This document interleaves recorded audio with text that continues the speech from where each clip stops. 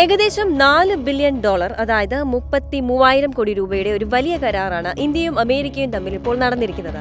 ഈ അടുത്തിടെ ഇന്ത്യൻ മഹാസമുദ്രത്തിൽ തങ്ങളുടെ നാവിക വിന്യാസം ഉറപ്പുവരുത്തിയ ഇന്ത്യക്ക് സമുദ്രമേഖലയുടെ സുരക്ഷ ശക്തമാക്കാനും രാജ്യങ്ങൾ തമ്മിലുള്ള ബന്ധം ദൃഢമാക്കാനുമായി അമേരിക്ക 31 MQ-9B സായുധ ഡ്രോണുകളാണ് നൽകാൻ പോകുന്നത് എന്നാണ് ഡിഫൻസ് സെക്യൂരിറ്റി കോർപ്പറേഷൻ ഏജൻസി പ്രതികരിച്ചത്.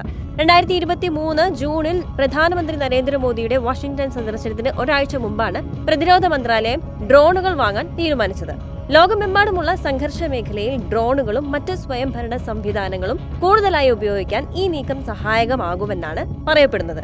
ഇനി ഏതൊക്കെ ഡ്രോണുകളാണ് അമേരിക്കയിൽ നിന്ന് ഇന്ത്യയിലേക്ക് എത്താൻ പോകുന്നത് എന്നും അവയുടെ പ്രത്യേകതകൾ എന്തൊക്കെയാണെന്നും നമുക്ക് നോക്കാം.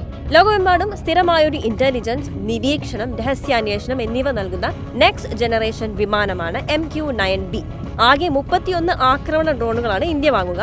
15 സീ ഗാർഡിയൻ ഡ്രോണുകൾ നാവികസേനയ്ക്കും വ്യോമ കരസേനകൾക്ക് സ്കൈ ഗാർഡിയൻ എന്നു പേരുള്ള 8 വീതം ഡ്രോണുകളും വിതരണം ചെയ്യുമെന്നാണ് കരാറ്. ലേസർ നിയന്ത്രിത ബോംബുകൾ, ഹെൽഫയർ മിസൈലുകൾ എന്നിവ വഹിക്കാൻ കെൽപ്പുള്ളതാണ് ഈ പൈലറ്റില്ല വിമാനങ്ങൾ.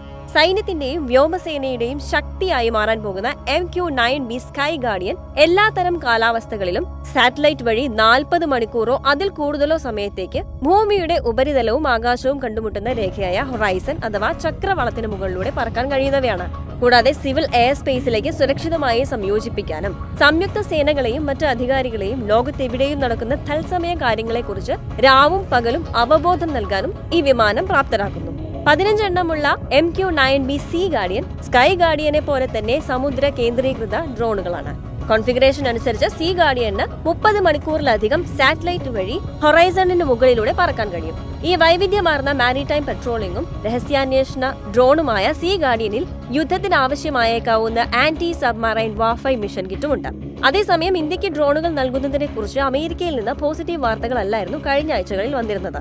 സിഖ് വിഘടനവാദി പന്നു വധശ്രമ കേസിൽ സത്യസന്ധമായ അന്വേഷണം നടക്കാതെ ഡ്രോൺ കരാറുമായി അമേരിക്കയ്ക്ക് സഹകരിക്കാൻ ആവില്ല എന്നായിരുന്നു അന്താരാഷ്ട്ര മാധ്യമങ്ങൾ പറഞ്ഞിരുന്നത്.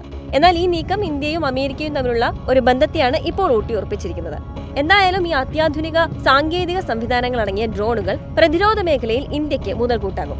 നിലവിൽ 12 P-8I എയർക്രാഫ്റ്റുകളാണ് നാവികസേനയുടെ കൈവശമുള്ളത്. ചൈനീസ് പാക് ഭീഷണി നിലനിൽക്കുന്ന സാഹചര്യത്തിൽ ഡ്രോണുകളുടെ വരവ് സേനകൾക്ക് ഊർജ്ജം പകർന്നേക്കുമെന്നും റിപ്പോർട്ടുണ്ട്.